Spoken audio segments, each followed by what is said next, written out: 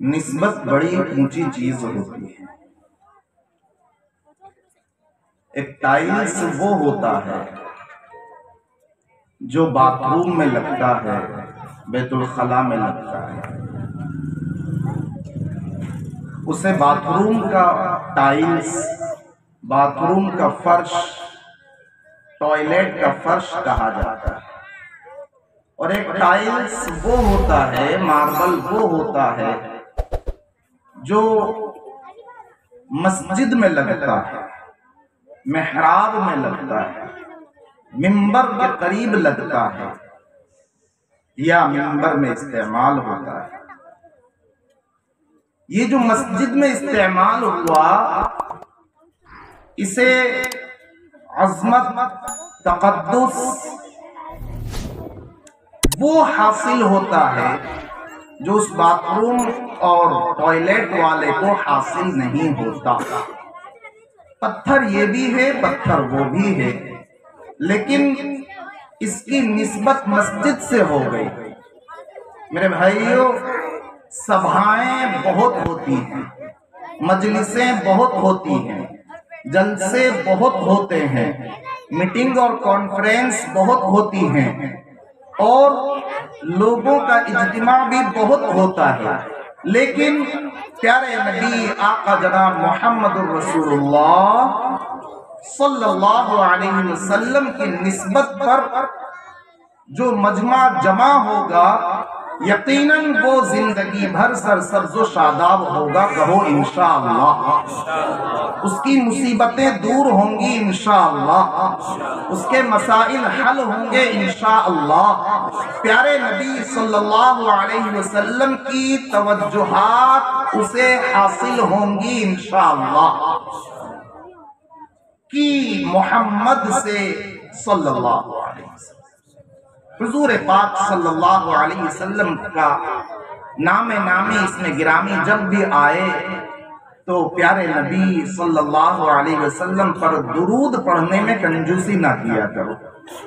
ویسے چھبڑا والوں سے میں واقف ہوں، اور چھبڑا والے بھی مجھ سے واقف کچھ ہونے لگے ہیں، 2 یا 3 مرتبہ تقریباً آنا ہو چکا ہے، تو کچھ نہ کچھ واقفیت تو ہو چکی ہے۔ تو جہاں تک میں جانتا ہوں کہ چھبڑا والے بخل سے کام نہیں لیتے، کنجوس نہیں ہوتے، جہاں تک میں جانتا ہوں۔ لیکن اب یہ دوسرا محلہ ہے، یہ دوسری مسجد ہے نا بھائی، کون سی مسجد ہے؟ یہ مسجد بلال، مسجد بلال رضی اللہ تعالی عنہ کی جانب کا مجمع ہے۔ تو ہو سکتا ہے کہ یہاں پر نئے ساتھی زیادہ ہوں، لیکن جہاں تک میری معلومات ہے کہ بھائی چھبڑا والے کنجوس نہیں ہوتے۔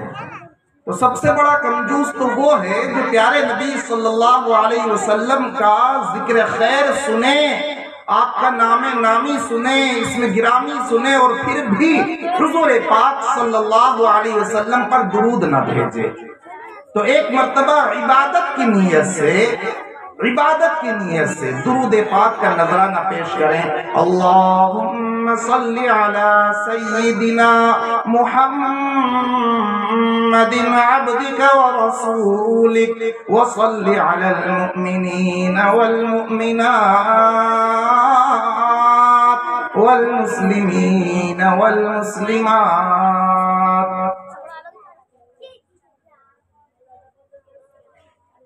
تو نسبت بڑی اونچی چیز ہوتی ہے۔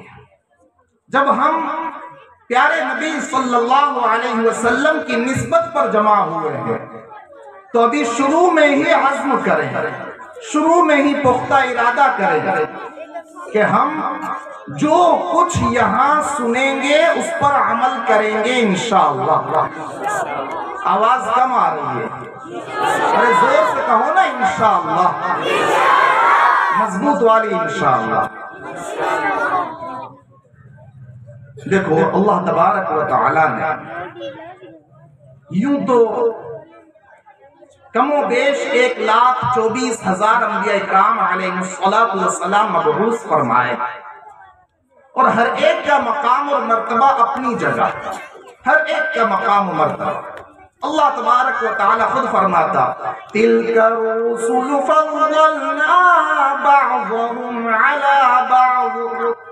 اللہ تبارک و تعالی خود فرماتا ہے یہ پیغمبروں کی جماعت، یہ رسولوں کی جماعت، ہم نے ان میں سے بعضوں کو بعضوں پر، کچھ کو کچھ پر فوقیت اور فضیلت عطا فرمائی ہے۔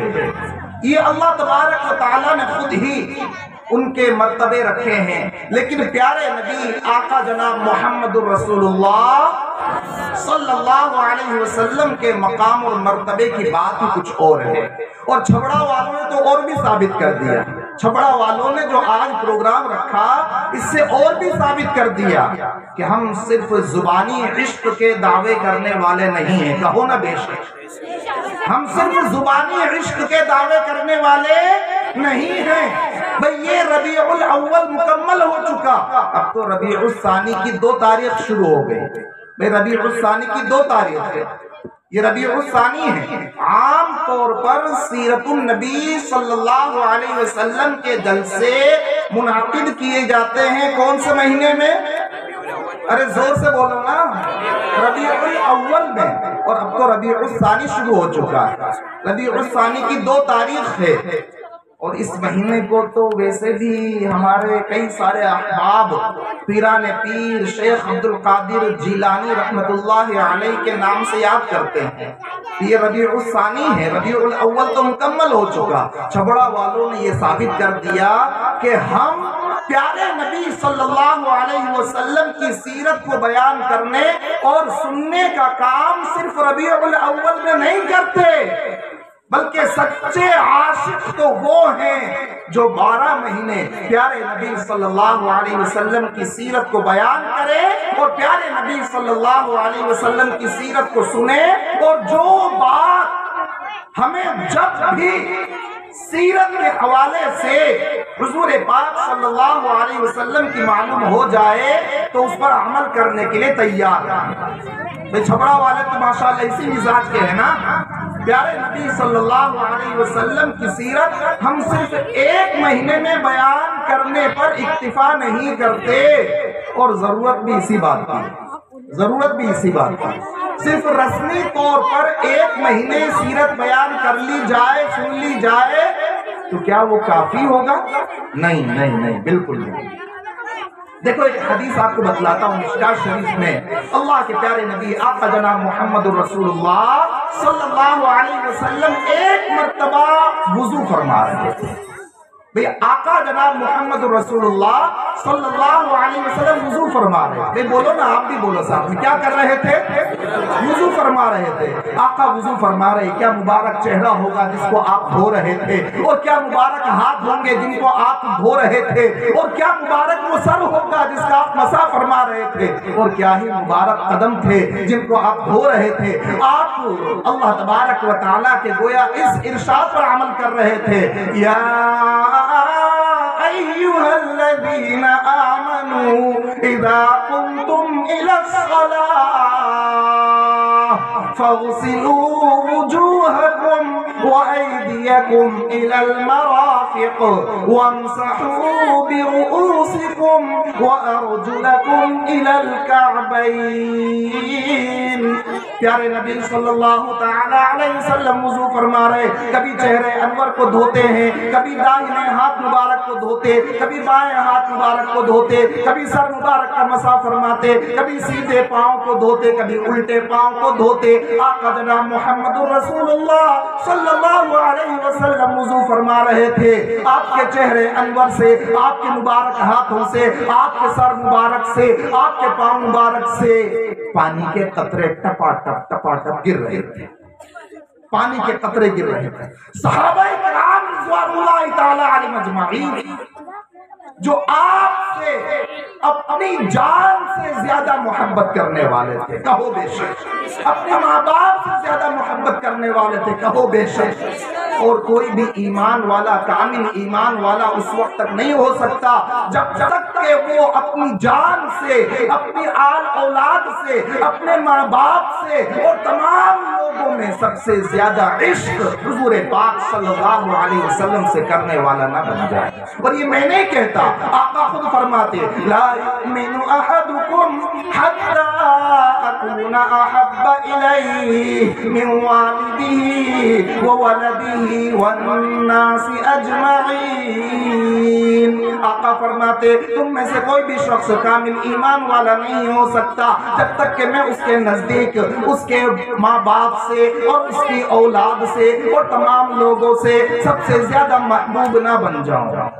تو سب سے زیادہ ہمیں محبت کس سے کرنا ہے؟ ارے ایک زبان میں کہو نا، ارے ایک زبان میں کہو، ہمیں سب سے زیادہ محبت کس سے کرنا ہے؟ میرے اور آپ کے آقا جناب محمد رسول اللہ صلی اللہ علیہ وسلم سے۔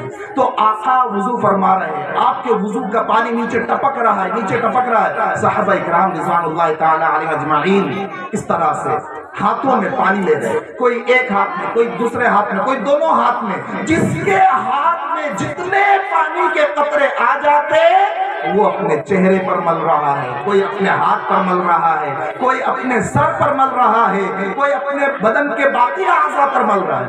آقا نے پوچھا ایسا کیوں کرتے؟ بھئی آقا نے پوچھا ایسا کیوں کرتے؟ وضو کا پانی تو نیچے گرنے والا ہوتا ہے، اس کو ہاتھوں میں لے کر اپنے بدن پر کیوں ملتے؟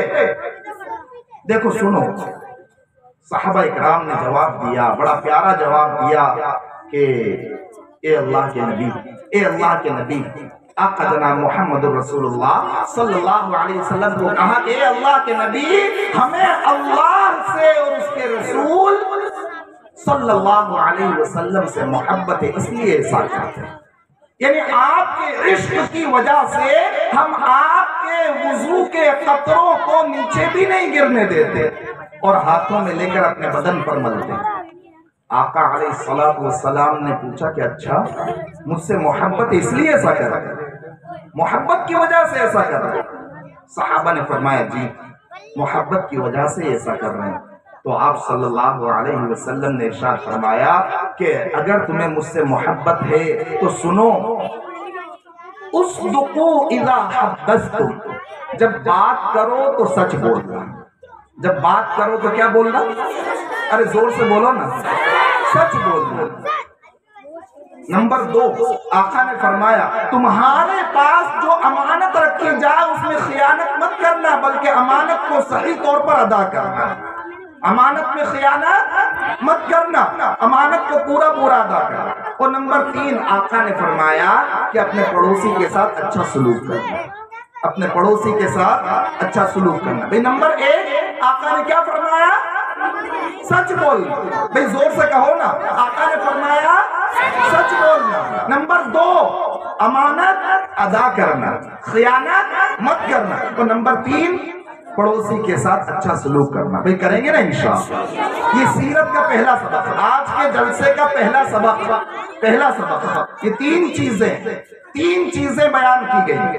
آقا نے فرمایا یعنی مطلب یہ ہے کہ صرف زبانی دعویٰ کرنا کافی نہیں ہے، بلکہ سیرت کے دعوے دار ہو، پیارے نبی سے محبت کے دعوے دار ہو تو اپنے عمل، اپنے کردار سے تمہیں یہ دکھلانا پڑے گا کہ ہاں پیارے نبی کا سچا عاشق جھوٹا نہیں ہوتا، پیارے نبی کا سچا عاشق جھوٹ بولنے والا نہیں ہوتا، پڑوسی کو تکلیف دینے والا نہیں ہوتا، امانت میں خیانت کرنے والا نہیں ہوتا۔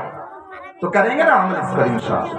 بھئی تینوں باتوں پر کون کون عمل کرے گا؟ ذرا ہاتھ اٹھائیں۔ زندگی میں ہمیشہ سچ بولیں گے انشاءاللہ، امانت میں خیانت نہیں کریں گے انشاءاللہ، اپنے پڑوسی کو تکلیف نہیں دیں گے انشاءاللہ، پڑوسی چاہے مسلمان ہو چاہے نان مسلم ہو تکلیف اسے نہیں دیں گے انشاءاللہ۔ پیارے نبی آقا جناب محمد رسول اللہ صلی اللہ علیہ وسلم کی سیرت مبارکہ کو سننے کے لیے یہاں پر جمع ہوئے ہو میرے بھائی ہو، دیکھو اللہ تبارک و تعالیٰ نے قرآن کریم میں پیارے نبی کی جو سیرت بیان کی، میں پہلے قرآن پاک سے آپ کو سیرت بتلاتا ہوں۔ دیکھو اللہ رب العزت نے کسی اور نبی کی زندگی کی قسم نہیں کھائی، کسی اور نبی کی زندگی کی قسم نہیں کھائی۔ اللہ تبارک و تعالیٰ نے پیارے نبی آقا جناب محمد رسول اللہ صلی اللہ علیہ وسلم کی زندگی کی قسم کھائی. 14ویں پارے میں ارشاد فرمایا لعمرک انہم لفی سکرتہم یعمہون. تیری زندگی کی قسم، تیری عمر کی قسم. اللہ تبارک و تعالیٰ نے کسی نبی کے شہر کی قسم نہیں کھائی. اللہ تعالیٰ آپ کے شہر کی قسم کھاتا ہے. فرماتا لا اقسم بہذا البلد. اللہ تبارک و تعالیٰ نے کسی نبی کی رسالت پر قسم نہیں کھائی. اللہ تعالیٰ نے اپنے پیارے محبوب کی رسالت پر قسم کھاتے ہوئے ارشاد فرمایا یاسین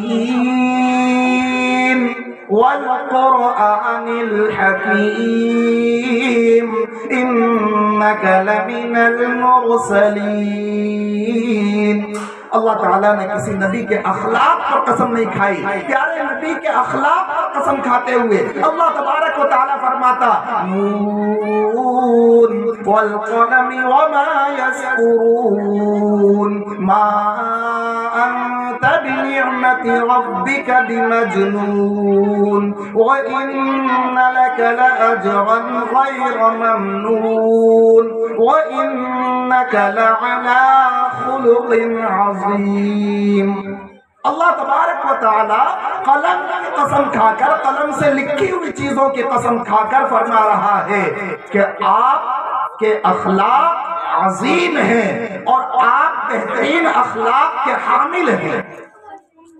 اور اللہ تبارک و تعالی نے کسی نبی کے چہرے کی قسم نہیں کھائی. اللہ تعالی فرماتا ہے والضحى والليل اذا سجى ما ودعك ربك وما قلى وللآخرة خير لك من الأولى. اس کا ایک ترجمہ تو ہے والضحى، قسم ہے روشن صبح کی.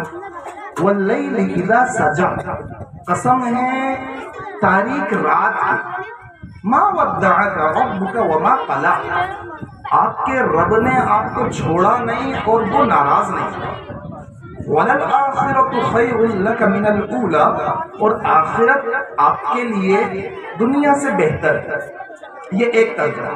اب دوسرا ترجمہ کرتا ہوں. وَالضُّحَى، وَالضُّحَى، قسم ہے میرے محبوب تیرے روشن چہرے کی. وَالضُّحَى، قسم ہے میرے محبوب تیرے روشن چہرے کی. واللیل اذا سجا، قسم ہے میرے محبوب تیری بکھری ہوئی سیاہ زلفوں کی. ما ودعک ربک وما قلی، بھلا تیرا رب تجھے چھوڑ سکتا ہے اور تجھ پر ناراض ہو سکتا ہے.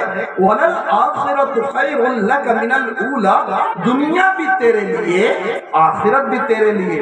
ہاں لیکن آخرت دنیا سے بہتر ہے. یہ دوسرا ترجمہ. اللہ تبارک و تعالیٰ نے ادھر حضرت داؤد کو کہا وَلَا تَتَّبِعِ الْهَوَىٰ، اے داؤد خواہشات نفسانی کی پیروی نہ کرنا. اور ادھر اللہ تبارک و تعالیٰ ستارے کی قسم کھا کر کہتا ہے مَا ضَلَّ صَاحِبُكُمْ وَمَا غَوَىٰ، تمہارا ساتھی یعنی میرا محبوب وہ گمراہ نہیں ہوا اور خواہش نفسانی کی پیروی کوئی کرتا نہیں. وَمَا يَنطِقُ عَنِ الْهَوَىٰ إِنْ هُوَ إِلَّا وَحْيٌ يُوحَىٰ. ادھر حضرت ابراہیم کہتے ہیں وَاجْعَلْنِي مِنْ وَرَثَةِ جَنَّةِ النَّعِيمِ، اے میرے مولا مجھے جنت عطا کرنا. اور اللہ تعالیٰ ادھر پیارے نبی کو کیا کہہ رہا ہے اِنَّا أَعْطَيْنَاكَ الْكَوْثَرَ، ہم نے آپ کو حوض کوثر عطا کر دی. ادھر حضرت ابراہیم کہتے ہیں وَاجْعَلْنِي لِسَانَ صِدْقٍ فِي الْآخِرِينَ، بعد والوں میں میرا ذکر خیر باقی رکھنا. اللہ تعالیٰ نے نماز میں درود پاک عطا فرما دی. لیکن اللہ تعالیٰ پیارے محبوب کو کیا کہہ رہا ہے وَرَفَعْنَا لَكَ ذِكْرَكَ وَرَفَعْنَا لَكَ ذِكْرَكَ. حضرت موسیٰ کہتے ہیں رب اشرح لي صدری، اے پروردگار مجھے شرح صدر عطا فرما دے. اللہ تعالیٰ کہتا ہے الم نشرح لك صدرك، پیارے نبی کو اللہ تعالیٰ کہہ رہا ہے الم نشرح لك صدرك. ادھر حضرت موسیٰ علیہ السلام ذرا جلدی جلدی کوہ طور پر پہنچ گئے. اللہ تعالیٰ نے پوچھا موسیٰ جلدی کیوں آ گئے، جلدی کیوں آ گئے؟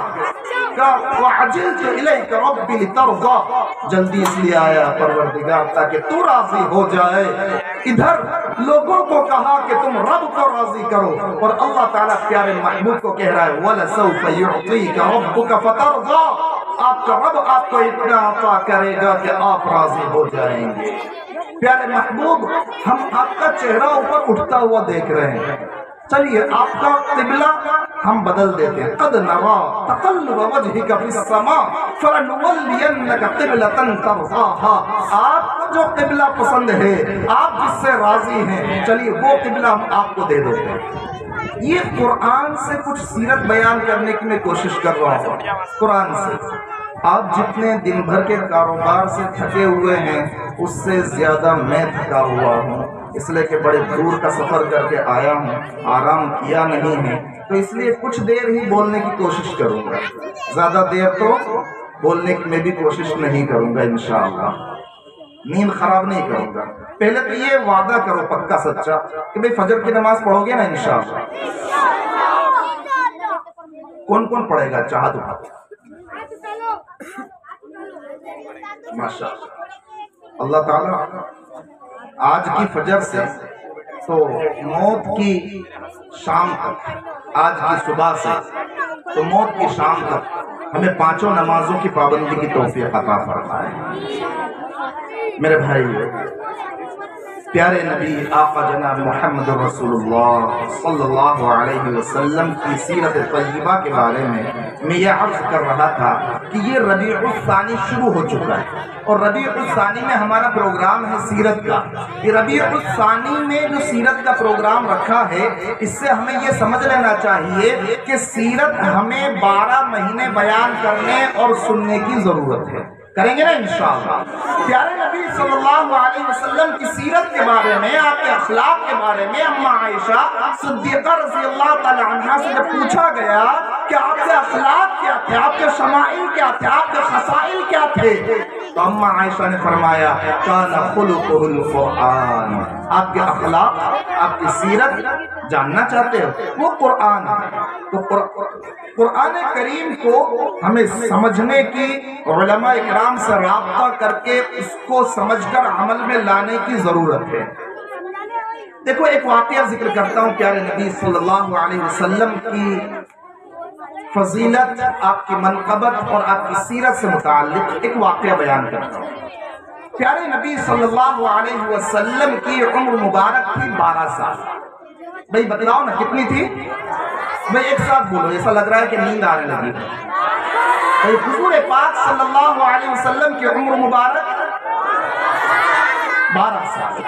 آقا علیہ السلام قریش کے بڑے بڑے سرداروں کے ساتھ، بڑے بڑے بزنس مین، تاجروں کے ساتھ تشریف لے جا رہے ہیں۔ ایک تجارت کے سفر میں آقا تشریف لے جا رہے ہیں۔ دیکھو تجارت کرنے والے ہو آپ لوگ تو یاد رکھو پیارے نبی صلی اللہ علیہ وسلم نے بھی تجارت فرمائی ہے، اس نیت سے تجارت کرو، اور تجارت کے مسائل علماء اکرام سے پوچھ کر تجارت کرو۔ آقا علیہ السلام نے تجارت کرنے والے کی بڑی زبردست فضیلت ارشاد فرمائی۔ آقا نے فرمایا کہ سچا امانت دار تجارت کرنے والا کل قیامت کے دن انبیاء، صدیقین اور شہداء کے ساتھ ہوگا انشاءاللہ۔ التاجر الصدوق الامین، تجارت کرنے والا کیسا؟ سچا ہو اور امانت دار ہو۔ تو سچا امانت دار تجارت کرنے والا کل قیامت کے دن میدان محشر میں وہ انبیاء کے ساتھ ہوگا، شہداء کے ساتھ ہوگا، صالحین کے ساتھ ہوگا، صدیقین کے ساتھ ہوگا۔ تو یہ بڑے مرتبے کی بات ہے۔ تو اس لیے تجارت جب کرتے ہو تو پیارے نبی صلی اللہ علیہ وسلم کی تاجرانہ زندگی کو بھی اپنے سامنے رکھا کرو۔ دیکھو عام طور پر جو مکہ میں تجارت ہوا کرتی تھی وہ اس طرح سے ہوتی تھی کہ مال کسی اور کا اور محنت کسی اور کی، جس کو مضاربت کہا جاتا ہے۔ ایک انسان کا مال ہے، بھئی ایسا ہوتا ہے کہ کسی کے پاس مال ہوتا ہے ہنر نہیں ہوتا، اور کسی کے پاس ہنر ہوتا ہے مال نہیں ہوتا۔ تو مکہ کے بڑے بڑے رئیس وہ یہ کرتے تھے کہ مال اپنا ایسے لوگوں کو، ہنرمند لوگوں کو دے کر اور روانہ کیا کرتے تھے۔ پیارے نبی آقا جناب محمد رسول اللہ صلی اللہ علیہ وسلم بھی اس طرح سے مال لے کر تشریف لے گئے ہیں۔ تو آقا کی عمر مبارک 12 سال۔ آقا کی عمر مبارک کتنی بھائی؟ 12 سال۔ آقا تشریف لے جا رہے، مکہ کے بڑے بڑے لوگوں کے ساتھ، اور ساتھ میں چچا ابو طالب بھی. بھئی ساتھ میں کون؟ چچا ابو طالب. چچا ابو طالب نے آپ کی پرورش کی ہے، آپ کی کفالت فرمائی ہے، تو چچا ابو طالب بھی ساتھ میں چلے جا رہے ہیں. ایک مقام پر پہنچتے ہیں اور وہاں پر ایک بڑا سا سائیدار درخت تھا. وہاں درخت کے نیچے کچھ دیر آرام کرنے کے لیے یہ قافلے والے ٹھہرنے کی تیاری کرتے ہیں. وہاں پر اپنی اپنی سواری سے اترتے ہیں اور چلچلاتی دھوپ ہے، اور دھوپ سے بچنے کے لیے ذرا سائے میں پہنچتے ہیں. باقی جو لوگ ہیں جتنے بھی ہیں سب سائے میں سواری مواری باندھ کر سائے میں پہنچتے ہیں. اور وہ جو بڑا سا درخت تھا، اس درخت کے پاس میں ہی ایک چھوٹا کمرہ بنا ہوا تھا. ایک چھوٹا کمرہ جس میں ایک شخص رہا کرتا تھا، اور وہ اس وقت کے مذہب کے اعتبار سے عیسائی مذہب پر عمل کرتا تھا، اور لوگوں سے الگ تھلگ ہو کر وہ اپنی عبادت میں مشغول ہو گیا. لوگ جب وہاں پر آ کر ٹھہرے تو وہ جو وہاں پر راہب رہتا تھا، وہ جو عبادت گزار شخص رہتا تھا، وہ آیا اور کسی کو ادھر کیا، کسی کو ادھر کیا، کسی کو ادھر کیا، سب کو الگ تھلگ کر کے جیسے کسی کو تلاش رہا، لوگوں کے درمیان گھستے ہوئے کسی کو ادھر کسی کو ادھر کرتے ہوئے، جیسے مجمع زیادہ ہو اور کسی ایک انسان کے پاس کسی کو پہنچنا ہو تو کسی کو ادھر کیا، کسی کو ادھر کیا، اور وہاں جا کر پہنچ گیا. تو وہ راہب لوگوں کو ہٹاتا ہوا ادھر کرتے ہوئے ادھر کرتے ہوئے جاتا ہے، اور جا کر میرے اور آپ کے آقا جناب محمد الرسول اللہ صلی اللہ علیہ وسلم کا مبارک ہاتھ جا کر تھام لیتا ہے. آقا کا مبارک ہاتھ پکڑتا ہے اور مبارک ہاتھ پکڑ کر اور 3 جملے کہتا ہے. ارے بھئی کہو نا، ساتھ میں کہو، اچھا لگے گا. کتنے جملے کہتا ہے؟ 3 جملے کہتا ہے. نمبر 1، پہلا جملہ وہ کہتا ہے ھذا سید العالمین، کہو سبحان اللہ. دوسرا جملہ کہتا ہے ھذا رسول رب العالمین، کہو سبحان اللہ. تیسرا جملہ وہ کہتا ہے ھذا یبعثہ اللہ رحمتا للعالمین، کہو سبحان اللہ. 3 جملے اس نے کہے. ترجمہ سمجھ میں آ گیا؟ ارے بھئی ترجمہ سمجھ میں آ گیا؟ جو علماء اکرام ان کو چھوڑ کر بھئی ترجمہ سمجھ میں آیا آپ کو؟ عربی زبان کا ترجمہ سمجھ میں آیا؟ ارے بھئی یہ عربی زبان میں 3 جملے میں نے پڑھے آپ کے سامنے، پھر سے پڑھتا ہوں. ھذا سید العالمین، ھذا رسول رب العالمین، ھذا یبعثہ اللہ رحمتا للعالمین. ارے ترجمہ سمجھ میں آیا؟ نہیں سمجھ میں آیا نا؟ اس سے معلوم ہوا کہ ہم عربی زبان کے ساتھ کتنا ظلم کرتے ہیں. عربی زبان کے ساتھ کتنا ظلم کرتے ہیں. عربی زبان اللہ کی زبان، عربی زبان جنت کی زبان، عربی زبان فرشتوں کی زبان، عربی زبان عرب کی زبان، عربی زبان میرے اور آپ کے آقا جناب محمد الرسول اللہ صلی اللہ علیہ وسلم کی زبان. بھئی آقا سے محبت کرتے ہیں نہیں کرتے؟ ارے زور سے کہو نا، ہاں یا نا؟ کرتے ہیں نا؟ تو آقا کی زبان سے محبت نہیں کرتے؟ نہیں کرتے ہیں آقا کی زبان سے محبت. میرا بچہ وہ فزکس پڑھتا ہے، میرا بچہ کیمسٹری پڑھتا ہے، میرا بچہ میتھس پڑھتا ہے، میرا بچہ انگلش پڑھتا ہے. پڑھتا ہے مطلب کتنا پڑھتا ہے؟ کہ صبح میں 9 بجے سے جاتا ہے تو 4 بجے گھر آتا ہے. اتنا پڑھتا ہے، اتنا پڑھتا ہے. 9 بجے سے جاتا تو 4 بجے گھر آتا، اور گھر آتا ہے تو بس وہ ڈریس چینج کرتا ہے، چائے پیتا ہے اور پھر کوچنگ جاتا. پھر کب آتا؟ تو 8 بجے آتا. یہ کیا پڑھ رہا ہے؟ فزکس پڑھتا ہے، یہ کیمسٹری پڑھتا ہے. اسکول میں سمجھ میں نہیں آ رہا، جہاں پر 50,000 روپے سال کے دے رہا ہے وہاں کم سمجھ میں آ رہا ہے تو الگ سے کوچنگ پر جا رہا ہے. فزکس پڑھ رہا ہے، کیمسٹری پڑھ رہا ہے، بائیو پڑھ رہا ہے. اور میرا بچہ قرآن بھی پڑھتا ہے، میرا بچہ قرآن بھی پڑھتا ہے. کتنی دیر پڑھتا ہے؟ تو صبح میں وہ 7:30 بجے جاتا ہے اور 8:30 بجے واپس آ جاتا ہے. 7:30 بجے جاتا ہے اور 8:30 بجے واپس آ جاتا ہے. یہ قرآن بھی پڑھتا ہے، یہ فزکس بھی پڑھ رہا ہے اور قرآن بھی پڑھ رہا ہے.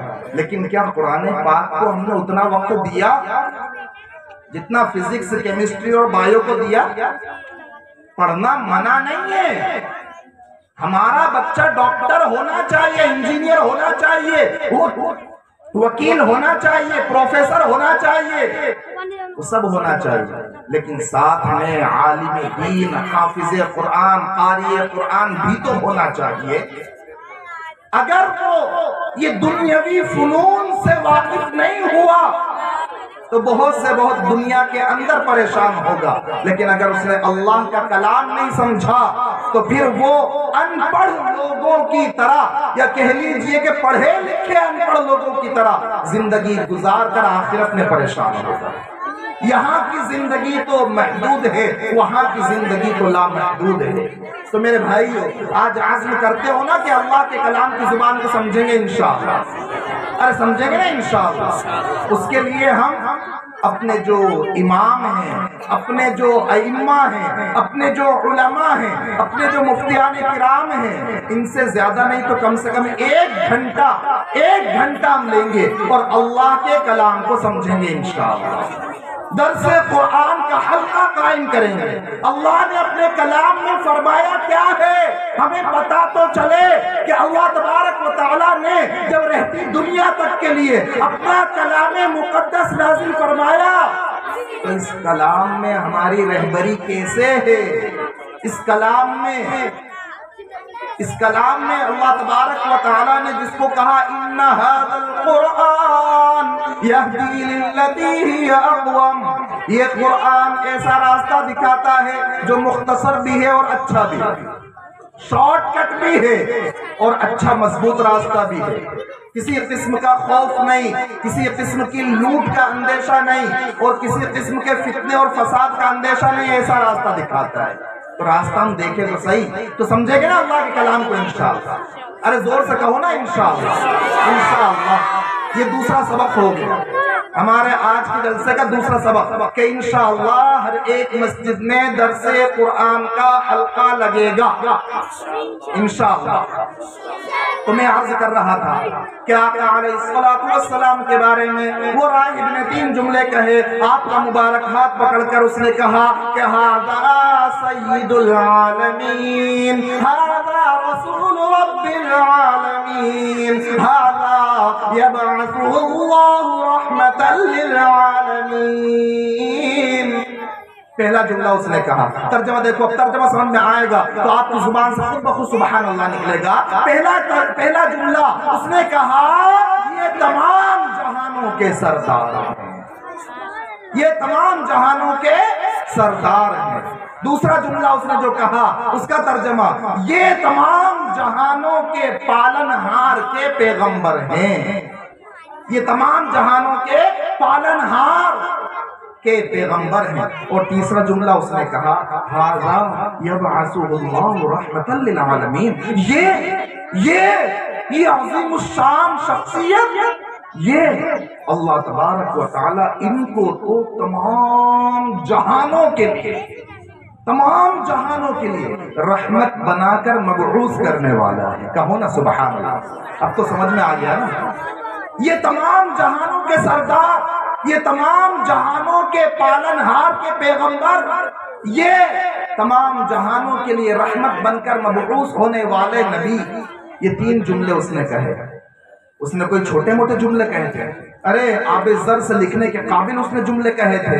جب اس نے اتنی بڑی بھاری باتیں کہیں تو جو بڑے بڑے قریش کے لوگ تھے نا، چودھری تھے نا، تو وہ کہنے لگے وما علمک، بھئی تجھے کیسے پتا، تو کہاں سے کہہ رہا ہے، بھئی اس پر دلیل تو پیش کر، تو کہاں سے یہ بات کہہ رہا ہے کہ یہ تمام جہانوں کے سردار ہیں اور یہ تمام جہانوں کے پروردگار کے پیغمبر ہیں اور اللہ تبارک و تعالیٰ انہیں تمام جہانوں کے لیے رحمت بنا کر مبعوث کرنے والا ہے، یہ تجھے کہاں سے معلوم، کوئی دلیل پیش کر، کیا ثبوت ہے اس کا.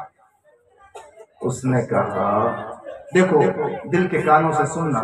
اس نے کہا کہ وہ جو گھاٹی ہے جس سے تم چلے آ رہے ہو، وہ جو گھاٹی، وہاں سے میں نے تم کو یہیں سے آتا ہوا دیکھا، وہ جو گھاٹی ہے وہاں سے یہاں تک جو تم آ رہے تھے تو میں نے دیکھا کہ جتنے بھی بڑے بڑے پتھر، چھوٹے چھوٹے پتھر، اور جتنے بھی درخت اور پودے جتنے بھی دونوں کناروں پر تھے وہ سب کے سب ان کو سجدہ کر رہے تھے. کہو نا سبحان اللہ. بطور سلامی کے کہ سجدہ عبادت تو بجز خدا کے کسی کو نہیں ہوتا، لیکن بطور سلامی کے پتھر اور درخت انہیں سجدہ کر رہے تھے. وَلَا يَسْجُدَانِ إِلَّا لِنَبِيٍّ. اور پتھر اور درخت اگر سجدہ کرتے ہیں بطور سلامی کے، بطور تحیہ کے، تو وہ نبی کو ہی سجدہ کرتے ہیں. اتنی بڑی باہری بات اس نے کہی. میرے بھائیو، معلوم یہ ہوا کہ درخت بھی پہچانتے کہ میرے آقا کا مرتبہ کیا، پتھر بھی پہچانتے کہ میرے آقا کا مرتبہ کیا. کچھ دیر ہوئی، اس نے کہا کہ جانا مت، تمام لوگوں کے لیے میں کھانا تیار کروا رہا ہوں، تمام لوگوں کی دعوت. حالانکہ یہ قافلہ اس سے پہلے بھی یہاں سے ہو کر گزرتا تھا، لیکن کوئی پوچھ پرکھ ہوا نہیں کرتی تھی. ارے بولو نا، اگر دعوت ہو رہی تو کس کے صدقے میں؟ او چھبڑا والو، دعوت ہو رہی تو کس کے صدقے میں؟ کھانا تیار ہو رہا تو کس کے صدقے میں؟ میں آپ سے بھی کہتا ہوں نا، اگر مجھے اور آپ کو مل رہا ہے تو کس کے صدقے میں؟ میرے آقا جناب محمد رسول اللہ صلی اللہ علیہ وسلم کے صدقے میں. اس نے کھانا تیار کروایا. پوچھا سب لوگ آ گئے؟ وہ کہاں ہے؟ کہا وہ تو اونٹ چرانے کے لیے تشریف لے گئے، اونٹ چرانے کے لیے گئے. اس نے بزبان حال کہا ہوگا کہ اچھا اسی کو بھول جاتے ہو جس کے صدقے میں کھاتے ہو، اسی کو بھول جاتے ہو. میں آپ سے کہتا ہوں نا، وہ چھبڑا والے بھائیوں اور نوجوان دوستوں، میں آپ سے کہتا ہوں، آپ سے پوچھتا ہوں، کیا اسی کو بھول جاتے ہو جس کے صدقے میں کھاتے ہو؟ اسی کو بھول جاتے ہو جس کے صدقے میں کھاتے ہو، اسی کو بھول جاتے ہو. اسی نبی کی سنتوں کا جنازہ نکالے جس کے صدقے میں ہمیں زندگی ملی، جس کے صدقے میں ہمیں اچھے ماں باپ ملے، جس کے صدقے میں لاڑ پیار سے ساتھ میں رہنے والے بہن بھائی ملے، جس کے صدقے میں اچھا کاروبار ملا، جس کے صدقے میں ہمیں کھیتی باڑی کاشتکاری ملی، جس کے صدقے میں ہمیں اولاد ملی، جس کے صدقے میں ہمیں ایمان ملا، جس کے صدقے میں ہمیں قرآن ملا، جس کے صدقے میں ہمیں تمام تر نعمتیں ملی، ہم اسی کو بھول جائیں، اسی کی سنتوں کا جنازہ نکال دیں، اسی کے طریقوں کو چھوڑ دیں. ہمیں کوئی اور طریقہ نہیں ملا چھوڑنے کو. یہ نوجوانوں کے چہرے گواہی دیتے، یہ نوجوانوں کی کٹنگ گواہی دیتی کہ پیارے نبی صلی اللہ علیہ وسلم سے سچا عشق نہیں ہے، مضبوط والا عشق نہیں ہے. کسی کرکٹر سے جتنا عشق ہے، کسی ایکٹر سے جتنا عشق ہے، اتنا عشق شاید میرے آقا جناب محمد رسول اللہ صلی اللہ علیہ وسلم سے نہیں ہے، ایسا لگتا ہے. آج عہد کرو، پکا وعدہ کرو کہ اگر بال کٹوائیں گے تو پیارے نبی آقا جناب محمد رسول اللہ صلی اللہ علیہ وسلم کے طریقے. ارے وعدہ کرتے ہو نا انشاءاللہ. اگر ہم اپنے چہرے کے ساتھ زندہ رہیں گے، اس ملک میں جہاں رہیں گے، اپنے پیارے نبی کے طریقے پر اور پیارے نبی کے طریقے کو اپنے سینے سے لگا کر زندہ رہیں گے، اپنی شناخت کے ساتھ، اپنی پہچان کے ساتھ رہیں گے انشاءاللہ. کہیں پر اگر پین شرٹ والے نوجوان ہو نا تو سوچنا پڑتا ہے کہ ان کو سلام کریں کہ نہ کریں. سوچنا پڑتا ہے کہ ان کو سلام کریں کہ نہ کریں. یہ پتہ نہیں بھئی کلمے والے ہیں یا نہیں ہیں. سوچنا پڑتا ہے کیوں ہمارا نوجوان پیارے نبی صلی اللہ علیہ وسلم کی مبارک سنت سے اپنے چہرے کو نہیں سجاتا. پیارے نبی صلی اللہ علیہ وسلم کا طریقہ اتنا ہلکا ہو گیا کہ پیارے نبی صلی اللہ علیہ وسلم کو پتھر سلام کرے، درخت سلام کرے. ایک موقع پر آقا آرام فرما رہے، صحابی کہتے ہیں کہ پیارے نبی آپ آرام کر رہے تھے، اس وقت ہم نے بڑا عجیب منظر دیکھا. آقا نے پوچھا کیا دیکھا؟ ہم نے دیکھا کہ ایک درخت زمین کو پھاڑتا ہوا آیا آپ کے پاس جھکا، پھر واپس چلا گیا، اپنی جگہ جا کر کھڑا ہو گیا۔ آقا نے فرمایا دراصل بات یہ کہ اس درخت نے اللہ تبارک و تعالیٰ سے اجازت طلب کی تھی کہ وہ مجھے سلام کرے، وہ مجھے سلام کرنے کے لیے آیا تھا، پھر اپنی جگہ چلا گیا۔ میرے آقا کا کہنا درخت مانے، میرے آقا سے شکایت اپنے غم کی وہ اونٹ کرے۔ اونٹ نے آ کر کہا، اونٹ نے آ کر ذرا کچھ بڑبڑایا، آقا نے کان مبارک میں سنا اور فرمایا کہ اس کا مالک کہاں ہے، ذرا اس کے مالک کو بلاؤ۔ مالک کو بلایا گیا، آقا نے فرمایا یہ اونٹ مجھے بیچتے ہو؟ تو وہ کہنے لگے نبی جی بیچنے کی کیا بات، ہم تو آپ کو ویسے ہی ہدیے میں دے دیتے ہیں، بیچنے کی کیا بات ہے، ہم تو آپ کو ویسے ہدیے میں دے دیتے ہیں۔ ایسا ہوتا ہے نا، کبھی کبھی مولانا صاحب آ جائے، امام صاحب آ جائے دکان پر، ذرا اچھے سے جوتے چپل دلا دو، دکھا دو، تو دکھاتا ہے کہ بھائی کتنے کے ہیں؟ امام صاحب آپ بھی کیا شرمندہ کرتے ہیں، آپ بھی کیا شرمندہ کرتے ہیں، ہم آپ سے پیسہ لیں گے؟ ارے ایسا ہوتا ہے کہ نہیں آپ کے چھپڑا میں؟ ہوتا ہوگا نا، اگر نہیں ہوتا ہو تو آج سے شروع کر دینا۔ ہاں کبھی کبھی امام صاحبوں کی موٹر سائیکلوں میں پیٹرول ڈلوا دیا کرو۔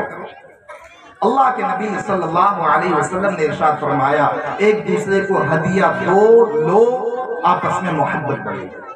اور آقا نے فرمایا کہ تمہارا کھانا متقی لوگ کھائیں، متقی لوگ، اور جو امام ہوں گے میرے بھائیو ان سے زیادہ مخلص جماعت، ان سے زیادہ مخلص گروہ کون سا ہو سکتا ہے جن کے سینوں میں اللہ کا کلام ہو۔ لوگ پوچھتے ہیں کہ مخلصین نظر نہیں آتے، اخلاص والے نظر نہیں آتے۔ ارے مسجدوں کے مصلوں پر نماز پڑھانے والے امام کو اگر آپ مخلص نہیں سمجھتے ہو تو میرا خیال ہے کہ شاید دنیا میں آپ کو کوئی مخلص نظر نہیں آئے گا کہ اخلاص کے ساتھ کام کرنے والا۔ ارے 8,000 روپیوں میں پورے مہینے وہ نمازیں پڑھاتے ہوں، اور سیکنڈ والی نماز، سیکنڈ والی، اس لیے کہ اب تو وہ الیکٹرانک گھڑیاں ہیں، الیکٹرانک، تو اب تو سیکنڈ والی نماز ہوتی ہے، سیکنڈ کے ساتھ چلنا پڑتا ہے امام کو، کہ جہاں 2 بجے کی جماعت ہے تو اب 2:01 سیکنڈ اگر ہوا، 1 سیکنڈ اوپر ہوا تو لوگ دیکھنے لگ جائیں گے کہ امام صاحب نظر نہیں آ رہے ہیں، کیا بات ہے، بات تو اشارہ کرنے لگ جائیں گے دوسرے، چلو آپ پڑھا دو، آپ پڑھا دو۔ یعنی امامت اتنی آسان سی ہلکی سی چیز ہے۔ یہ 5 وقت کی نماز پابندی کے ساتھ پڑھائیں۔ اچھا آپ بتلاؤ مجھے کہ 24 گھنٹے میں آپ کی زندگی میں کوئی اور کام بھی ایسا ہوتا ہے جو بالکل ٹائم ٹو ٹائم ہوتا، 1 منٹ بھی آگے پیچھے نہیں؟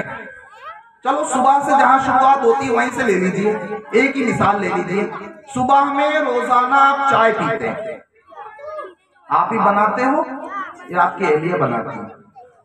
ارے بولو تو صحیح، یا زور سے بولیں گے تو اہلیہ سن لیں گی۔ ارے آپ بناتے ہو یا اہلیہ بناتی ہیں؟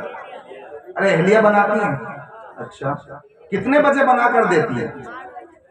کوئی ٹائم ہے فکس؟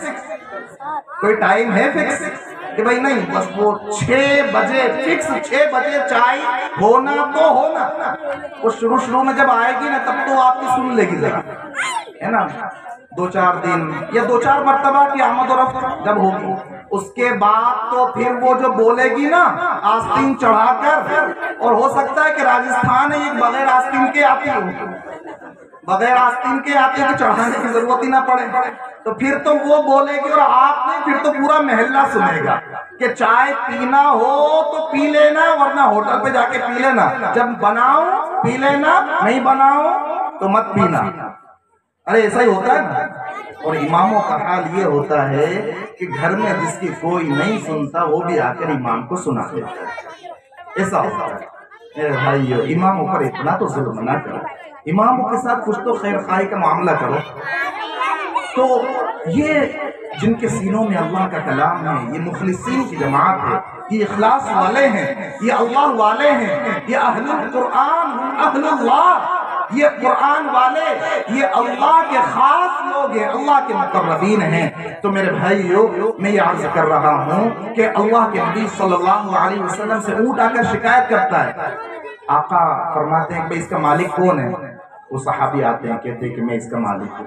آپ نے فرمایا کہ مجھے یہ بیچ دو، وہ کہتے ہیں نبی جی بیچنا کیا، ہم تو آپ کو ویسے ہدیے میں دے دیتے ہیں۔ لیکن یہ ایسے گھرانے کا اونٹ ہے کہ جس گھرانے کا اس کے علاوہ گزر بسر کا کوئی اور سامان نہیں، اسی پر گزر بسر ہوتا ہے، اس پر پانی لاد کر لایا جاتا ہے، پہنچایا جاتا ہے، کچھ اجرت مل جاتی ہے، گھر کا کام کاج نکل جاتا ہے، گزر بسر ہو جاتا ہے، ذریعہ معاش ہے اس گھر کا ہے۔ آقا علیہ السلام نے فرمایا کہ جب یہی بات ہے تو سنو، مجھے خریدنا نہیں ہے، مجھے بھی خریدنا نہیں ہے، ہدیے میں بھی نہیں لوں گا، خریدنا بھی نہیں ہے، لیکن بات یہ ہے دراصل کہ اس اونٹ نے میرے پاس آ کر شکایت کی کہ میرا مالک مجھ سے کام زیادہ لیتا ہے اور چارہ کم دیتا ہے۔ آقا نے فرمایا کہ اپنے مویشیوں کے ساتھ بھی، اپنے اونٹوں کے ساتھ بھی، اپنے جانوروں کے ساتھ بھی اچھا سلوک کرو۔ جس نبی نے یہ کہا کہ اپنے مویشیوں کے ساتھ اچھا سلوک کرو، میرے بھائیو، وہ نبی اپنے اہل و عیال کے ساتھ، اپنے بیوی بچوں کے ساتھ، اپنے بھائیوں کے ساتھ، اپنی بہنوں کے ساتھ، اپنے ماں باپ کے ساتھ، اپنے پڑوسیوں کے ساتھ، اپنے محلے کی مسجد کے امام کے ساتھ کتنا اچھا سلوک کرنے کو پسند فرماتے ہیں۔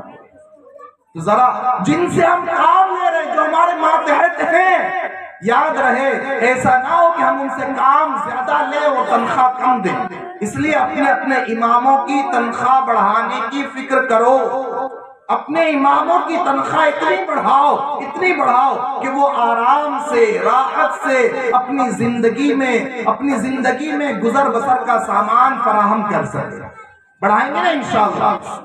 ارے زور سے تو کہو، یہ مال نکالنے کی نوبت آتی ہے تو ذرا انشاءاللہ ڈھیلی پڑ گئی۔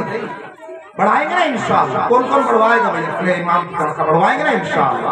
اللہ عمل کی توفیق عطا فرمائے۔ تو میں یہ عرض کر رہا تھا کہ پیارے نبی صلی اللہ علیہ وسلم کے بارے میں کہا کہ بھئی وہ کہاں ہے؟ وہ راہب نے۔ ارے بھئی بس وہ حدیث میں مکمل کروں اور انشاءاللہ بات کو ختم کروں گا۔ راہب نے پوچھا کہ وہ کہاں ہے؟ یعنی جن کے صدقے میں کھاتے ہو انہی کو بھول جاتے ہو؟ تو لوگوں نے کہا کہ وہ تو اونٹ چرانے کے لیے گئے ہوئے ہیں۔ تو اس نے کہا کہ ان کو بلا کر لاؤ، سننا ذرا دل کے کانوں سے سننا، ذرا ان کو بلا کر لاؤ۔ آقا علیہ السلام کو بلانے کے لیے قاصد گیا، آقا کو بلانے کے لیے گیا اور آقا تشریف لاتے ہیں، چلچلاتی دھوپ تھی۔ آقا تشریف لاتے ہیں چلچلاتی دھوپ میں، ایک ابر کا ٹکڑا، ایک بادل کا ٹکڑا اللہ کے حکم سے آقا علیہ السلام کے اوپر سایہ کرتے ہوئے چلا۔ آقا نیچے، وہ ابر کا ٹکڑا اوپر، گویا اللہ تبارک و تعالیٰ نے بہترین چھتری کا انتظام فرما دیا۔ یہ میرے آقا کی شان۔ آقا جب تشریف لائے تو دیکھتے ہیں کہ تمام لوگ اس درخت کے سائے میں بیٹھ چکے ہیں، سب نے اپنی جگہ لے لی ہے اور کوئی جگہ سائے دار باقی نہیں رہی ہے۔ تو آقا علیہ السلام تشریف لا کر ایک طرف دھوپ میں بیٹھنے لگتے ہیں، درخت کی ایک ٹہنی اللہ کے حکم سے ہٹتی ہے اور آقا علیہ السلام پر سایہ فجر ہو جاتی ہے۔ کہو سبحان اللہ۔ آقا علیہ السلام کو ابر پہچانے، آقا علیہ السلام کو درخت پہچانے اور آقا علیہ السلام کو آپ کی نشانیوں سے وہ راہب پہچانے، نصارہ پہچانے، یہود پہچانے۔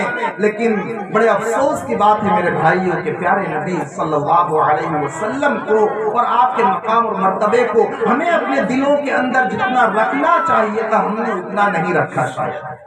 اگر ہم چاہتے ہیں کہ فتنوں سے بچے رہیں اور فتنوں کی آندھیوں میں اڑنے سے بچے رہیں، ہر قسم کے فسادات سے بچے رہیں، ہر قسم کے طوفان سے بچے رہیں، ہر قسم کی ابلیسیت سے اور فرعونیت سے اور سرکشی سے اور مکاری سے ہم بچے رہیں، تو میرے بھائیو یہ ماننا پڑے گا کہ وابستہ رہ شجر سے امیدیں بہار رکھ، وابستہ رہ شجر سے امیدیں بہار رکھ۔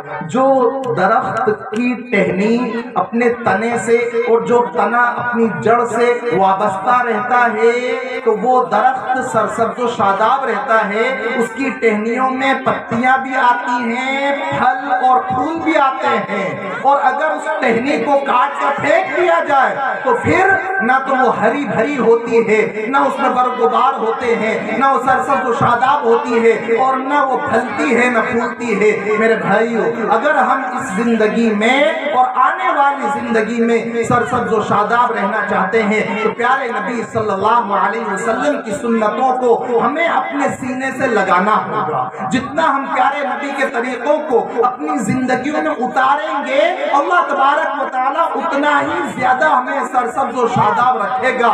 اس حدیث پر تبصرہ کرتے ہوئے جسٹس مفتی تقی عثمانی دامت برکاتہم لکھتے ہیں، فرماتے ہیں کہ میں وہاں پہنچا ہوں جہاں آقا علیہ السلام 12 سال کی عمر میں پہنچے تھے۔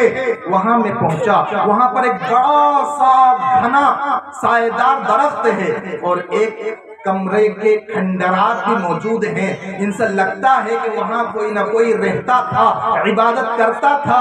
فرماتے ہیں کہ پورا ریگستانی علاقہ ہے اور وہاں پر بس ایک ہی درخت کھڑا ہوا ہے جو ہرا بھرا ہے، سرسبز و شاداب ہے۔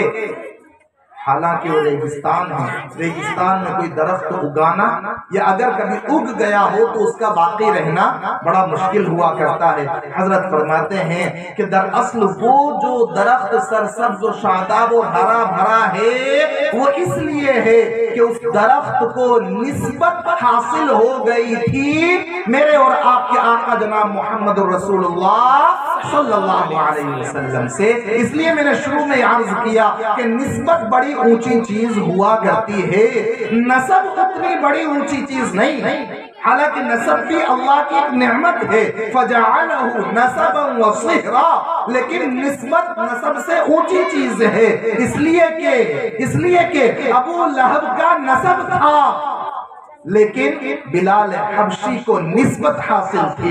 نسب ادھر ہے لیکن نسبت ادھر ہے۔ تو میرے آقا فرما رہے ہیں، یہ مسجد بلال کی نسبت سے آپ کو عرض کر رہا ہوں کہ میرے آقا فرماتے ہیں کہ بلال کیا بات ہے، تمہاری تو قدموں کی آہٹ کو میں نے جنت میں سنا ہے۔ یہ نسبت ہے جو بلال حبشی رضی اللہ تعالی عنہ کو پیارے نبی صلی اللہ علیہ وسلم سے حاصل ہو گئی، صہیب رومی کو حاصل ہو گئی، سلمان فارسی کو حاصل ہو گئی، حضرت خباب کو حاصل ہو گئی اور دیگر صحابہ اکرام کو حاصل ہو گئی، ابو ہریرہ رضی اللہ تعالی عنہ کو حاصل ہو گئی۔ یہی ابو ہریرہ ایک موقع پر آتے ہیں پیارے نبی صلی اللہ علیہ وسلم کے پاس اور آ کر کہتے ہیں کہ اللہ کے نبی، میں اپنی والدہ کو بار بار آپ کے بارے میں بتلاتا رہتا ہوں اور آج تو میں نے آپ کی دعوت بھی پیش کی تو میری ماں نے بھی بڑا برا بھلا سب و شتم کیا اور بڑی بھکتی باتیں کہہ دی۔ نبی جی میری آنکھوں میں آنسو ہیں، آپ تو ایک کام کیجئے کہ ابو ہریرہ کی ماں کے لیے دعا کر دیجئے کہ اللہ تعالیٰ ابو ہریرہ کی ماں کو ہدایت عطا فرما دے۔ آقا علیہ السلام نے اس موقع پر دعا فرمائی، اللہم اہدی ابی ہریرہ، اے اللہ تو ابو ہریرہ کی ماں کو ہدایت عطا فرما دے، اے اللہ ابو ہریرہ کی ماں کو ہدایت عطا فرما دے، اے اللہ ابو ہریرہ کی ماں کو ہدایت عطا فرما دے۔ جب کوئی اہم دعا آپ کیا کرتے تھے، 3 مرتبہ دعا کیا کرتے تھے، آقا نے 3 مرتبہ یہ دعا دی۔ ابو ہریرہ خوش خرم ہوتے ہوئے گھر جا رہے ہیں، گھر جیسے ہی پہنچنے والے ہوتے ہیں اندر سے امی جان ابو ہریرہ کے قدموں کی آہٹ کو پہچان لیتی ہے، یہ تو میرا بیٹا ابو ہریرہ آ رہا ہے۔ اندر سے کہتی ہیں ابو ہریرہ باہر ٹھہر جاؤ، میں ابھی نہا رہی ہوں۔ دروازہ اٹکائے ہوئے تھے، کہا ابو ہریرہ باہر ٹھہرو، ابھی میں نہا رہی ہوں۔ نہائی، جلدی سے کپڑے پہنے اور دوپٹہ تو رہ گیا اور جلدی سے دروازہ کھولا۔ دروازہ کھولتے ہی کہا اشہد ان لا الہ الا اللہ واشہد ان محمدن عبدہ ورسولہ صلی اللہ علیہ وسلم۔ یہ تھی پیارے نبی صلی اللہ علیہ وسلم کی دعا۔ ابو ہریرہ پھر تیزی سے دوڑتے ہوئے آقا علیہ السلام کے دربار میں پہنچے، آنکھوں میں آنسو تھے۔ پوچھا ابو ہریرہ اب کیوں روتا ہے؟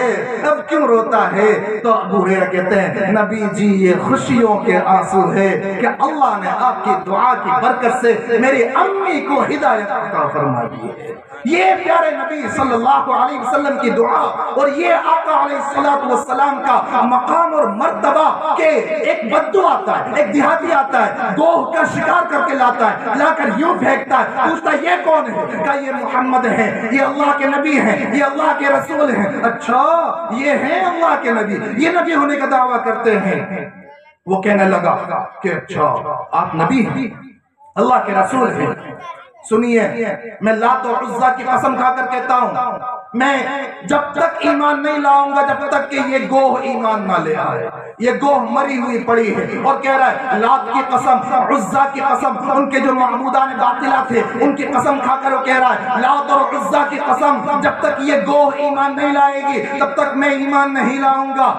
اللہ کے نبی صلی اللہ علیہ وسلم موجود، صحابہ اکرام موجود، آقا علیہ السلام نے کہا ایوہ الضب، اے گوہ. وہ گوہ مری ہوئی پڑی تھی. حدیث شریف میں آتا ہے فَأَجَابَ بِلِسَانٍ فَصِيحٍ عَرَبِيٍّ مُبِينٍ، واضح ترین عربی زبان میں اس نے جواب دیا لبیک یا رسول اللہ وسعدیک، اے اللہ کے رسول صلی اللہ علیہ وسلم میں حاضر ہوں، تابعدار ہوں، فرما بردار ہوں، بتلائیں کیا حکم ہے.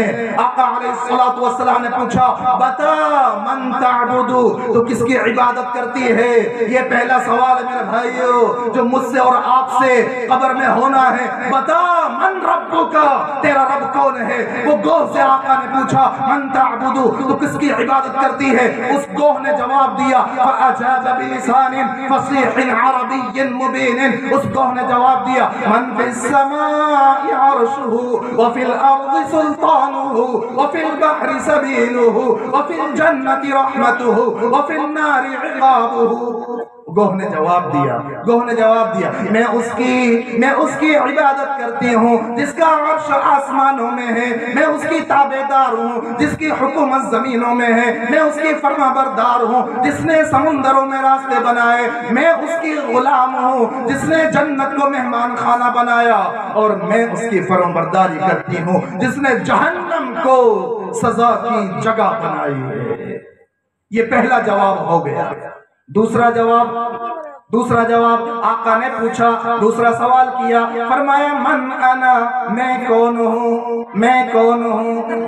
میرے بھائیو قبر میں بھی تو سوال ہونا ہے نبی کے بارے میں. نبی کے بارے میں جب نبی سے قبر میں سامنا ہوگا اور ہم کٹی ہوئی داڑھی لے کر حضور کے سامنے پہنچیں گے، شرم نہیں آئے گی، شرم نہیں آئے گی. آج کا نوجوان کہتا ہے داڑھی رکھتا ہوں تو شرم آتی ہے. کس سے شرم آتی ہے؟ بیوی سے شرم آتی ہے، مجھے اپنے دوستوں سے شرم آتی ہے. بیوی نے منع کیا ہے کہ داڑھی میں تو ابھی سے بوڑھے لگتے ہو، بیوی سے شرم آتی. اللہ کے نبی صلی اللہ علیہ وسلم سے شرم نہیں آتی. یہ ایسا گناہ ہے جس کا میٹر 24 گھنٹے چالو ہے. 24 گھنٹے نماز بھی پڑھ رہا ہے تو بھی گناہ کا میٹر چالو ہے، نماز بھی پڑھ رہا ہے تو بھی گناہ کا میٹر چالو ہے، طواف بھی کر رہا ہے تو بھی گناہ کا میٹر چالو ہے، صفا مروہ کی سعی کر رہا ہے تو بھی گناہ کا میٹر چالو ہے، حجر اسود کا بوسہ لے رہا ہے پھر بھی گناہ کا میٹر چالو ہے، مقام ابراہیم پر نماز پڑھ رہا ہے پھر بھی گناہ کا میٹر چل رہا ہے. یہ ایسا گناہ ہے، ایسا گناہ ہے. اس کو گناہ ہی نہیں سمجھا، اس کو گناہ ہی نہیں سمجھا. میرے بھائیو آج پختہ عزم کرو، وہ جو پیارے نبی صلی اللہ علیہ وسلم کی سنت کو ہر ہفتے نائی کی دکان پر جا کر، حلاق کے یہاں جا کر وہ اپنے بالوں کو منڈوا دیتے ہیں. آج توبہ کرو پکی سچی اور آج سے پختہ ارادہ کرو کہ اللہ کے نبی کی محبت بیوی کی محبت سے زیادہ ہے، دوستوں کی محبت سے زیادہ ہے، اولاد کی محبت سے زیادہ ہے. جن سے دل لگایا ہے ان کے مقابلے میں اللہ کے نبی صلی اللہ علیہ وسلم کی محبت زیادہ ہے. اور ہے یا نہیں ہے؟ تو آج سے پکا ارادہ کرو، پکا عہد کرو کہ انشاءاللہ آج سے داڑھی نہیں منڈوائیں گے، انشاءاللہ مرتے دم تک داڑھی نہیں منڈوائیں گے انشاءاللہ. ہاتھ اٹھا کر پکا ارادہ کرو، عزم کرو کہ انشاءاللہ آج سے داڑھی نہیں منڈوائیں گے، پکا ارادہ کریں گے انشاءاللہ اور اللہ تعالیٰ عمل کی توفیق عطا فرمائیں گے. آقا علیہ السلام نے پوچھا بتلا اے گوہ من انا، میں کون ہوں. اس گوہ نے جواب دیا انت رسول رب العالمین وانت خاتم النبیین قد افلح من صدقك وقد خاب من کذبك. اس گوہ نے کہہ دیا کہ آپ آپ تمام جہانوں کے پروردگار کے پیغمبر ہیں، آپ تمام جہانوں کے پروردگار کے پیغمبر ہیں، اور آپ خاتم النبیین ہیں، نبیوں کے سلسلے کو مکمل کرنے والے ہیں، نبیوں کے سلسلے کو مکمل کرنے والے ہیں۔ وہ گوہ کو بھی پتا تھا کہ آپ خاتم النبیین ہیں۔ کچھ ایسے بدبخت پیدا ہوئے جنہوں نے اپنے نبی ہونے کا دعویٰ کر دیا۔ وہ پنجاب میں پیدا ہوا مسیلمہ پنجاب، حضور کے زمانے میں پیدا ہوا تھا مسیلمہ کذاب، پنجاب میں پیدا ہوا مرزا غلام احمد قادیانی، مسیلمہ پنجاب، اسود عنسی حضور کے زمانے کا، اور آج بھی نبوت کا دعویٰ کرنے والا شکیل بن حنیف آج بھی اپنے نبی ہونے کا دعویٰ کرنے والا۔ یاد رکھیے اللہ تبارک و تعالیٰ فرماتا ہے ما کان محمد ابا احد من رجالکم ولكن رسول اللہ وخاتم النبیین۔ اللہ تبارک و تعالیٰ ارشاد فرماتا ہے کہ آپ اللہ کے رسول ہیں اور نبیوں کے سلسلے کو مکمل کرنے والے ہیں، آپ خاتم النبیین ہیں۔ اور وہ گوہ بھی کہہ رہی ہے کہ آپ خاتم النبیین ہیں۔ اس گوہ نے کامیابی اور ناکامی کا راز بتلا دیا۔ اس نے کہا قد افلح من صدقک، وہ کامیاب ہو گیا، اس کی ہر مراد پوری ہوگی اور ہر مصیبت دکھ درد سے وہ نجات پائے گا۔ یہ فلاح کا ترجمہ کرتا ہے، فلاح کا ترجمہ جو امام راغب اصفہانی رحمۃ اللہ علیہ نے لکھا ہے کہ فلاح ایسی کامیابی کو کہا جاتا ہے کہ جس میں ہر مراد پوری ہو اور ہر دکھ درد دور ہو۔ قد افلح من صدقک، جس نے آپ کو سچا مان لیا اس کی ہر مراد پوری اور ہر دکھ درد دور۔ وقد خاب من کذبک، اور جس نے آپ کو جھٹلا دیا وہ ناکام اور نامراد ہو گیا۔ اسی کو تو امام بخاری نے کہا ہے انما جعل الذل والصغار على من خالف امری، کہ آقا فرماتے ہیں کہ ذلت اور رسوائی اس کا مقدر بنا دی گئی ہے جس نے میرے یعنی آقا علیہ السلام کے امر، آپ کے دین، آپ کی سنت کی مخالفت کی۔ ذلت اس کا مقدر جو آقا کے طریقے کے خلاف زندگی گزارے۔ اور وَلِلَّهِ الْعِزَّةُ وَلِرَسُولِهِ وَلِلْمُؤْمِنِينَ، اللہ تبارک و تعالیٰ کے لیے عزت، اللہ کے رسول کے لیے عزت اور ایمان والوں کے لیے عزت، بشرطے کہ ایمان والا سچے معنی میں ایمان والا بن کر زندگی تو گزارے۔ آقا نے فرمایا جئتکم بخیر الدنیا والآخرہ، میں تمہارے پاس دنیا اور آخرت دونوں جہاں کی بھلائیاں لے کر آیا۔ میرے بھائیو پیارے نبی صلی اللہ علیہ وسلم سے زیادہ عشق کرنے والا، پیارے نبی صلی اللہ علیہ وسلم سے زیادہ اللہ کے سامنے سجدے میں سر رکھنے والا کوئی اور نہیں ہوا۔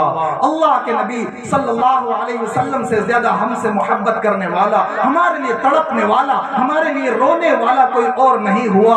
کوئی ہے ایسی ماں جو ہمارے لیے 6 گھنٹے دعا کے لیے ہاتھ اٹھا کر روتی رہے؟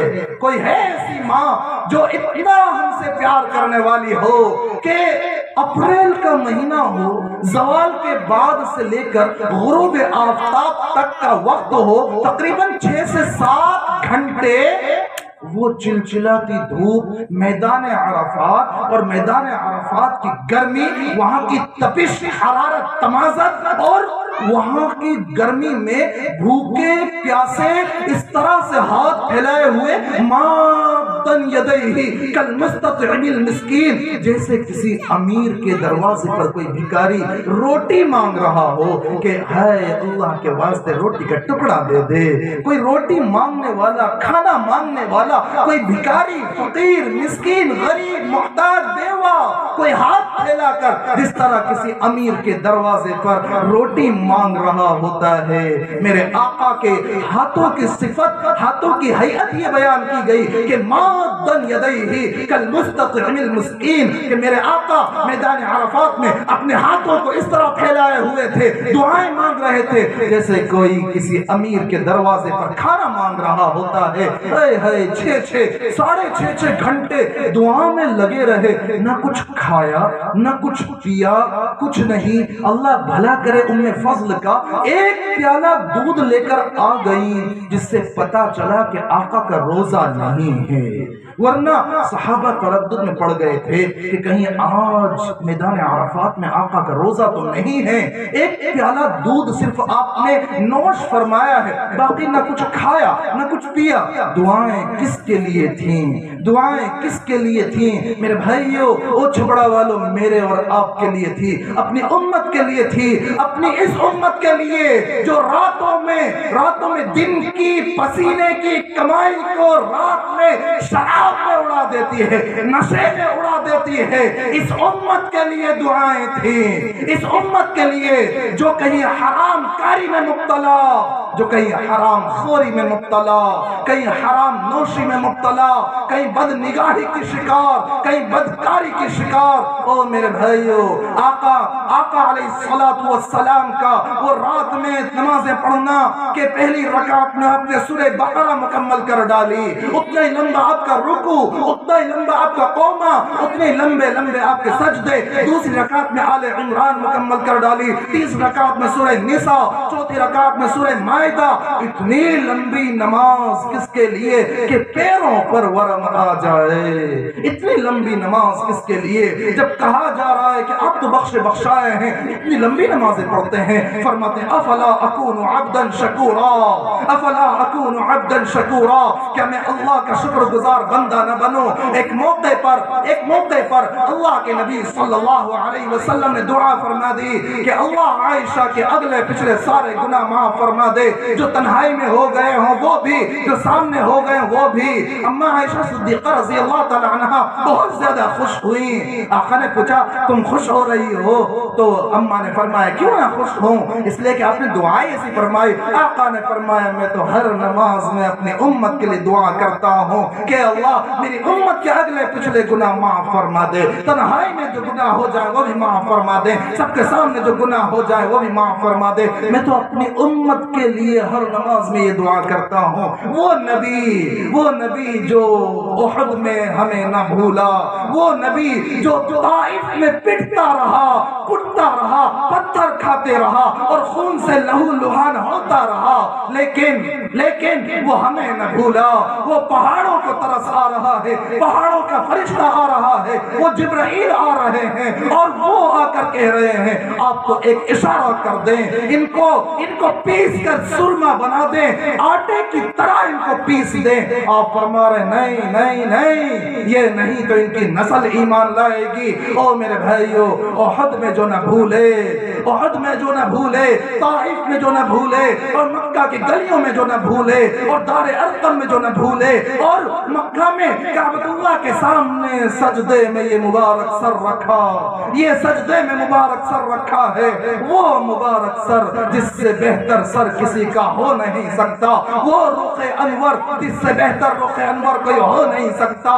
وہ کعبۃ اللہ کے سامنے سجدے میں سر رکھے ہوئے ہیں اور وہ مکہ کے کفار سرغنے وہ بیٹھے ہوئے ہیں، اور ایک لعین بدبخت ان میں سے وہ کہتا ہے کہ وہ فلاں محلے میں اونٹ ذبح ہوا ہے، وہاں سے کون جا کر اجڑی لاتا ہے اور لا کر ان کی گردن پر ڈال دیتا ہے کوئی ایک ملعون بدبخت وہ کھڑا ہوتا ہے، جاتا ہے اور وہ اوج کو کھینچ کر لاتا ہے. آقا علیہ السلام کے سجدے میں جانے کا انتظار کرتا ہے. آقا سجدے میں اوج کھینچ کر لایا اور یہاں گردن مبارک پر اس نے ڈال دیا.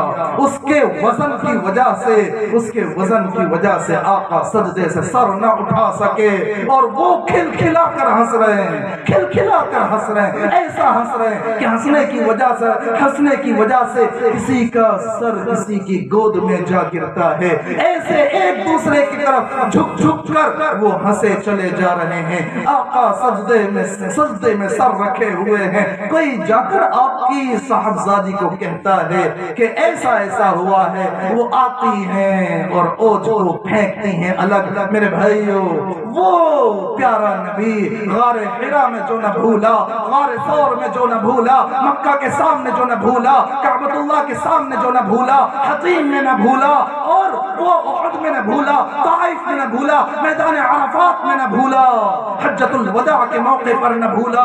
او میرے بھائیو ہر دعا میں اپنی امت کو یاد رکھے ہوئے ہیں, نمازوں کے سجدے میں اپنی امت کو یاد رکھے ہوئے. ایک موقع پر اندر آپ حجرے میں تشریف لائے اور باہر چلے گئے. اماں عائشہ کو تھوڑا سا خیال ہوا کہیں کسی اور کے پاس تو نہیں چلے گئے, تو اماں عائشہ پیچھے سے دھیرے سے آئیں, نکلی, تلاش کیا. آقا علیہ الصلوۃ والسلام تو وہ جنت البقیع میں سجدے میں سر رکھے ہوئے ہیں, سجدے میں سر رکھے ہوئے ہیں. ایسا لگ رہا تھا کہ روح پرواز کر گئی. ذرا سا تلوے کو ہاتھ لگایا, حرکت محسوس ہوئی تو پتا چلا کہ نہیں نہیں نہیں نہیں, روح پرواز نہیں ہوئی ہے. او میرے بھائیو, او میرے بھائیو, جو کسی موقع پر کسی مقام پر اپنی امت کو, مجھے اور آپ کو نہیں بھولا, کہ اسی نبی کی سنتیں رہ گئی ہیں مذاق اڑانے کے لیے, اسی نبی کی سنتیں رہ گئی چھوڑنے کے لیے. آج سے پختہ عہد کرو کہ ہر مسجد میں ہم اگر اردو ہندی پڑھے ہوئے نہیں ہیں تو اپنی مسجد میں ایک کتاب لے کر آئیں گے, چھوٹی سی 10-15 روپے کی, رسول اللہ صلی اللہ علیہ وسلم کی سنتیں, اور اپنے گھر میں لائیں.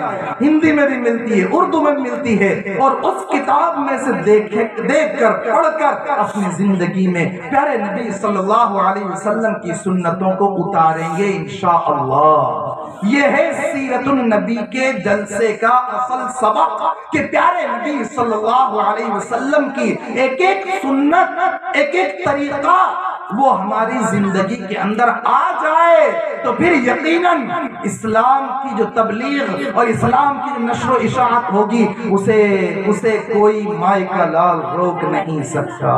تو میرے بھائیو, یہ پیارے نبی صلی اللہ علیہ وسلم کی سیرت طیبہ کے عنوان سے جو ہم جمع ہوئے ہیں, اللہ تبارک و تعالی ہمارے جمع ہونے کو قبول فرمائیں. مائیں اور بہنیں خصوصی طور پر اس فرض کو انجام دیں کہ اللہ تبارک و تعالی فرما رہا ہے وَقَرْنَ فِي بُيُوتِكُنَّ وَلَا تَبَرَّجْنَ تَبَرُّجَ الْجَاهِلِيَّةِ الْأُولَى وَأَقِمْنَ الصَّلَاةَ وَآتِينَ الزَّكَاةَ وَأَطِعْنَ اللَّهَ وَرَسُولَهُ, کہ تم گھروں میں قرار پکڑو, گھروں سے فرار اختیار نہ کرو.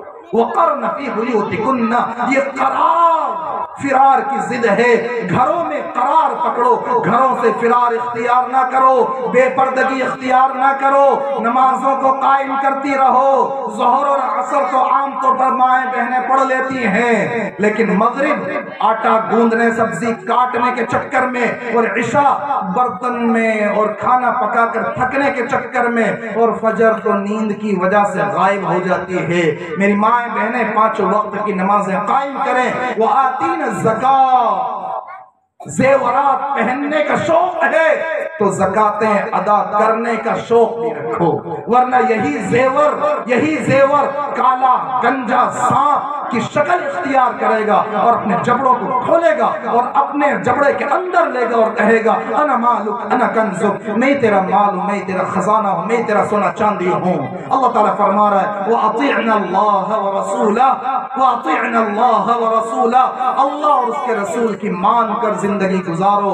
کسی ایکٹر اور ایکٹرنی کی مان کر, کسی ایپیسوڈ کو دیکھ کر, کسی فلم کو دیکھ کر, کسی فیشن شو کو دیکھ کر اس کی اطاعت کرنے والیاں نہ بنو, بلکہ اللہ اور اس کے رسول صلی اللہ علیہ وسلم کی مان کر زندگی گزارنے والی بنو. گھروں کو جنت کا نمونہ بنانے کی فکر کرو, شوہروں کی فرما بردار بن کر زندگیاں گزارو, پردے کا اہتمام کرنے والیاں بنو, جھوٹ سے بچو, سچائی کو اختیار کرو, نمازیں قائم کرو, بے نمازی بننے سے بچو, زکوٰۃ ادا کرنے والیاں بنو, فیشن کی رو میں بہنے والی نہ بنو, اور اللہ اور اس کے رسول کی اطاعت پر آ جاؤ، فیشن کی اطاعت پر نہ آؤ، فیشن کے حوالے اپنے آپ کو نہ کرو۔ جو ادھورے کپڑے پہننے والیاں ہیں، جو ٹائٹ کپڑے پہننے والیاں ہیں، جو جالی دار کپڑے پہننے والیاں ہیں، ان کے طرز پر زندگیاں گزارنے والی نہ بنو۔ اور میرے بھائیو، جن کے ماں باپ زندہ ہیں ان کے فرما بردار بن کر زندگی گزارنے والے بنو۔ سونے سے پہلے 5 منٹ 10 منٹ اپنے ماں باپ کے پاس بیٹھو، ان کے پاؤں دباؤ، ان کے سر میں تیل لگاؤ، ان کی دعائیں لو، زندگی کامیاب ہو جائے گی۔ ماں باپ کے سامنے بدزبانی کرنے والے نہ بنو، رشوتیں کھانے والے نہ بنو، سود بیاج لینے اور کھانے والے نہ بنو، ایک اللہ کے فرما بردار بن کر بنو۔ اپنے آپ کو اس ایک کے حوالے کر دو، وہ ایک کو تمہارے حوالے کر دے گا، تمہارے قدموں میں ڈال دے گا۔ صحابہ اکرام رضوان اللہ تعالی علیہم اجمعین نے، ان میں سے ہر ایک نے اپنے آپ کو اس ایک کے حوالے کر دیا تھا، تو پھر اللہ تبارک و تعالی نے نصر من اللہ وفتح قریب کا بہترین نمونہ بھی دکھا دیا تھا۔ بہرحال وقت کافی زیادہ ہو رہا ہے، امید نہیں تھی کہ اتنا بولوں گا، لیکن شاید آپ حضرات کی توجہ کی برکت سے اتنا وقت میں نے لے لیا، شاید زیادہ وقت ہو گیا ہے، معذرت چاہوں گا۔ اللہ تبارک و تعالی ہمارے آنے کو، بیٹھنے کو، بولنے کو، سننے کو بے انتہا قبول فرمائے، اور اخلاص کے ساتھ ہم تمام کو عمل کی توفیق عطا فرمائے۔ ریاکاری سے، عجب سے، تکبر سے، حسد سے، کینہ کپٹ سے، ایک دوسرے کی ٹانگ کھینچنے سے، ایک دوسرے کو بے عزت کرنے سے اللہ تعالی ہم سب کی حفاظت فرمائے۔ اور میں شکریہ ادا کروں گا تمام چھبڑا والوں کا، اور بالخصوص یہاں کی جو کمیٹی ہے، انتظامیہ کمیٹی ہے، اور جو علماء اکرام ہیں، اس پروگرام کو جنہوں نے سجایا ہے اور جنہوں نے اس کے لیے قربانیاں دی ہیں، جس اعتبار سے جنہوں نے قربانیاں دی ہیں، ان تمام کا ہی میں شکریہ ادا کروں گا۔ اللہ تبارک و تعالی تمام قربانی دینے والوں کی تمام قربانیوں کو بے انتہا قبول فرمائے۔ وآخر دعوانا الحمدللہ رب العالمین۔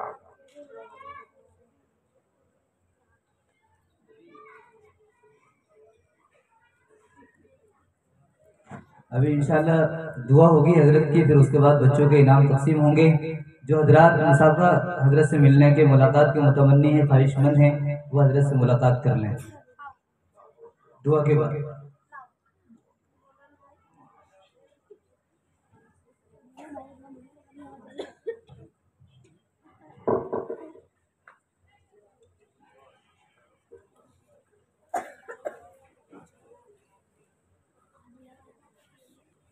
بھی جو کرسی پر نہیں بیٹھے ہیں